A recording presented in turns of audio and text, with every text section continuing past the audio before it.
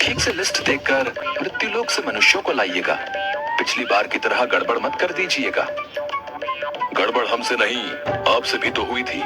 बिना वेरीफाई किए हुए आपने कई आदमियों को स्वर्ग के बदले नर्क और नर्क जाने वाले आदमियों को स्वर्ग का टिकट अलॉट कर दिया था। वो गलती भी आपके चलते ही हुई थी। आप ही नीचे मृत्युलोक में बिना लिस्ट वेरीफाई किए एक ही नाम और राशि के कई लोगों को एक साथ ले आए थे। जानते भी हैं आप कितना कंफ्यूजन हो गया था। कंफ्यूजन? और आपने जो वकील को स्वर्ग भेज दिया था, उसके बाद उसे नर्क शिफ्ट कराने में दांतों तले चने चबाने पड़ गए थे। वो तो भला हो एक नर्क वाले मोटे क्लाइंट का, जिसके कारण वकील नर्क में ट्रांसफर हुआ। वो वकील बोल रहा था कि धंधे के लिए तो वो नर्क में भी चला जाएगा। ठीक है बाबा, मेरी ही गलती थी। अब जल्दी से पृथ्वी पर जाइए आप। एक पल भी देरी हुई तो अनर्थ हो जाएगा।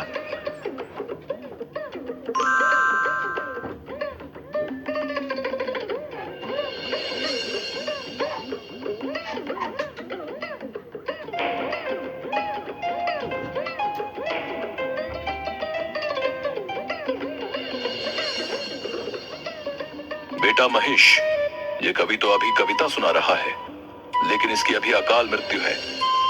आओ इसे हार्ट अटैक देकर ले चलते हैं यहाँ से। मंच पर विराजमान अतिथि गण एवं श्रोतागण, वीर रस की एक पंक्ति आप लोगों को समर्पित कर रहा हूँ। अबे तिनके, एक हवा का झोंका आएगा तो न जाने किधर गिरेगा, लेकिन कविता पढ़ेंगे तो वीर रस की। वाह रे प्रभु, तेरी लीला तू ही जाने। चल भाई, तेरे पास 3 मिनट है, निकाल ले अपनी वीर रस की भड़ास। सुन ले ओ यमराज, चैलेंज करता है तुझे कविराज। आया है तू मुझे लेने आज, मुझे अपने श्रोताओं पर है नाज। बेटा महेश, ये इसे कैसे पता चला कि हम इसे लेने आए हैं? हमारे डिपार्टमेंट का कॉन्फिडेंशियल वर्क कोई लीक कर रहा है क्या? हमें तो लगता है कि पृथ्वीवासी हमसे ज्यादा मॉडर्न टेक्नोलॉजी का विकास कर लिया है। तुझे हो ना हो अपने भैंसे पर, लेकिन मुझे अपने कलम पर है नाज। अरे तू क्या आएगा बनकर मेरा काल, मैं खुद आ रहा हूं तुमसे मिलने। अब तू अपने आप को संभाल। मालिक, ये कवि तो आपको ही टारगेट कर रहा है। अच्छा, तो ऐसी बात है। ये ले हार्ट अटैक और चल मेरे साथ। कवि मंच पर ही हार्ट अटैक के कारण लुढ़क जाता है। यमराज जी उसे लेकर बोरे में डालकर महेश पर लाद देते हैं और दूसरा टारगेट पूरा करने चल देते हैं। दूसरा टारगेट की ओर चलो बेटा महेश। मालिक, अभी तो कवि का जीवन 1.5 मिनट बाकी था। देखा नहीं, तिनके सा कवि मुझे ही चैलेंज कर रहा था। अब पड़ा है बोरे में। चित्रगुप्त जी से बोलकर इसे नर्क में भिजवाऊंगा, देखना तुम। जी मालिक, अगला टारगेट लाइफ इंश्योरेंस एजेंट का है। अच्छा, मेरा नाम ले लेकर लोगों को डरा धमका कर इसने बहुत संपत्ति बनाया है, लेकिन खुद कभी भी मेरी पूजा नहीं किया। ये तो बड़ा नमक हराम निकला मालिक। सेठ जी, आप निश्चिंत होकर रहिए। ये प्लान ऐसा है कि आपको यमराज भी नहीं कुछ कर पाएगा। बेटा महेश, ये मुझे समझ में नहीं आता कि ये लोग अपना उल्लू सीधा करने के लिए मेरा ही नाम क्यों लेते हैं। मालिक, इन्हीं लोगों ने आपको बदनाम कर रखा है। शायद इसी कारण आपकी पूजा मृत्युलोक पर नहीं होती। अच्छा, अभी इसे मजा चखाता हूँ। जीवन बीमा का प्लान बेचने वाले अपना बीमा तो करवा लेता। यमराज बीमा एजेंट को भी ब्रेन हेमरेज करवाकर अपने साथ ले लेते हैं। अगला नंबर एक डॉक्टर का रहता है। चलो, अब कुछ पढ़े लिखे लोगों से मिला जाए। जी मालिक, चलिए इन्हें भी ले लेते हैं।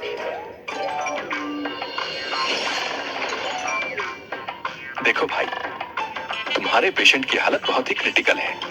अगर 24 घंटे के अंदर ऑपरेशन नहीं हुआ तो यमराज ही इसका मालिक है। लेकिन इसको तो मामूली खांसी हो रहा है बस। डॉक्टर तुम हो या मैं? ये खांसी मामूली नहीं है। गले में फंगस, बैक्टीरिया दोनों ने एक साथ अटैक कर दिया है।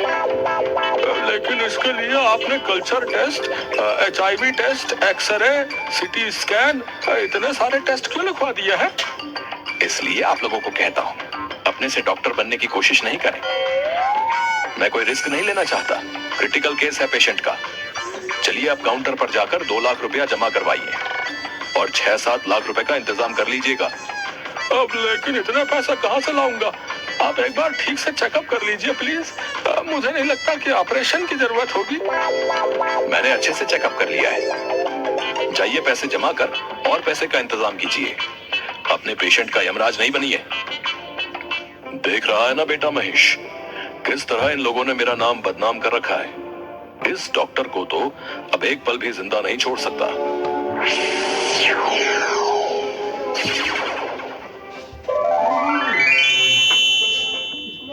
अब थक गया हूँ मालिक।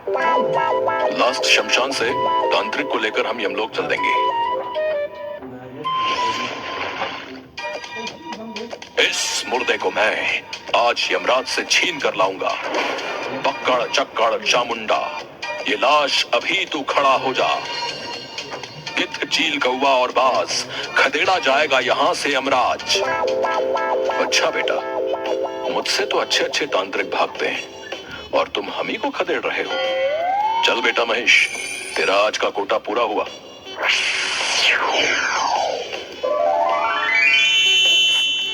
इस तरह यमराज कवि, एजेंट, डॉक्टर और तांत्रिक को लेकर यमलोक चले जाते हैं। लेकिन सब उल्टा पुल्टा हो जाता है।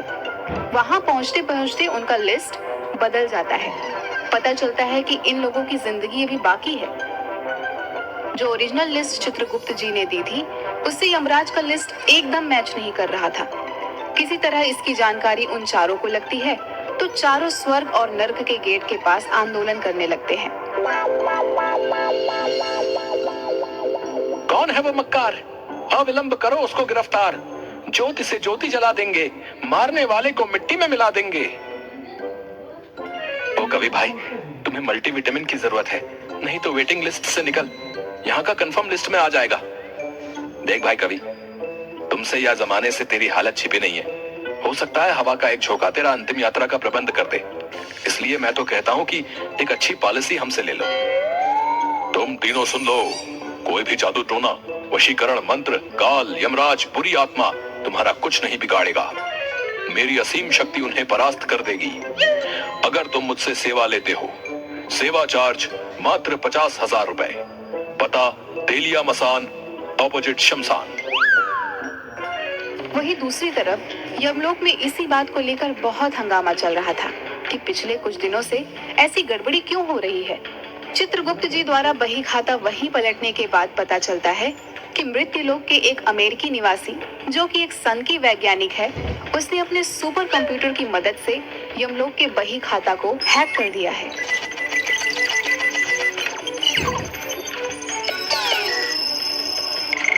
ओह, अब क्या होगा?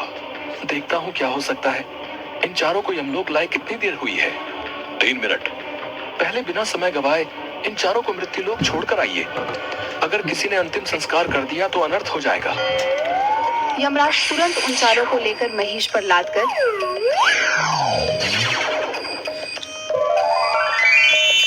मृत्युलोक पहुंचते हैं।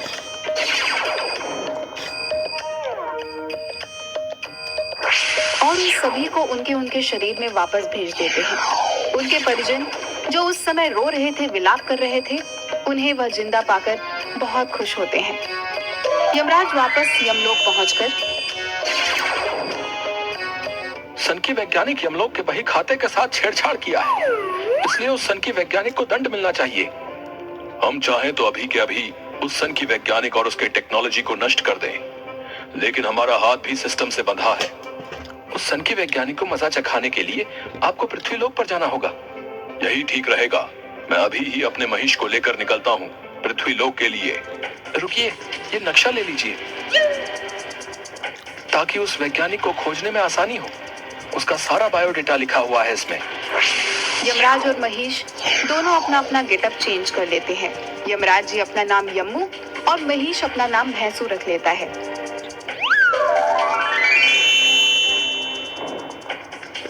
दोनों अमेरिका के हवाई द्वीप के एक निर्जन टापू पर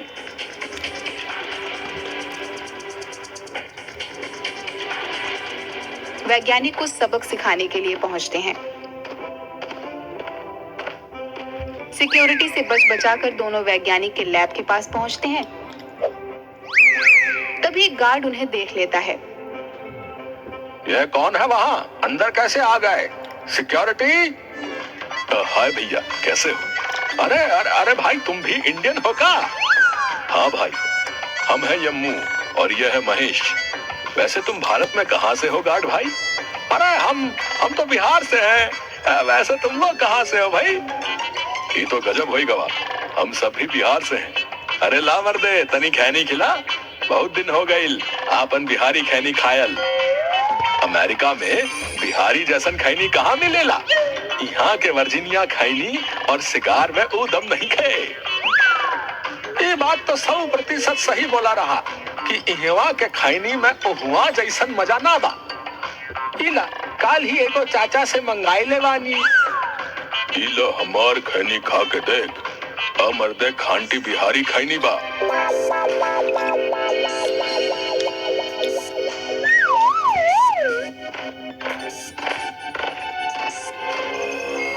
आओ आओ, वेलकम।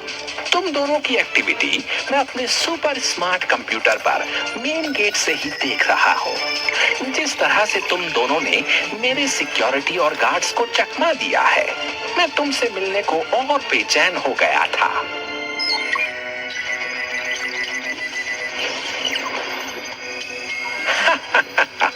कैसा लगा मेरा स्वागत?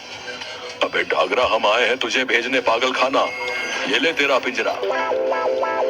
ओहो, इंटरेस्टिंग। ये ले, अब बच के दिखा। डागरा के हाथों में से एक रे निकलकर उन दोनों की ओर बढ़ती है, लेकिन पहले से तैयार यम्मू और भैंसू दोनों उस रे को अपनी सुरक्षा कवच से बेकार कर देते हैं। कैसा रहा यमलोक का अंदाज? इसके बाद यम्मू बढ़कर सनकी वैज्ञानिक डागरा को पकड़ लेता है और उसके दिमाग में पीछे से 2 नस को दबा देता है। ये ले भटके हुए मनुष्य, तू अब अपने बचपन के मजे ले। अब वह वैज्ञानिक अपना सारा मेमोरी भूलकर बच्चों की तरह ट्रीट करने लगता है। अरे अंकल, आपकी मूत के साथ मुझे खेलना है। अरे बाबा, मैं तो बफेलो की सवारी करूंगा। उसके बाद यम्मू और भैंसू पूरे लैब को जला देते हैं। अब हमें जल्दी से यमलोक की तरफ निकलना चाहिए। ये नादान मनुष्य कहीं हमारे पल्ले ना पड़ जाए। हाँ प्रभु, जल्दी विराजिए, हम लोग निकलते हैं। और वहां से यमलोक वापस आ जाते हैं। अब यमलोक का सारा सिस्टम पहले की तरह काम करने लगता है।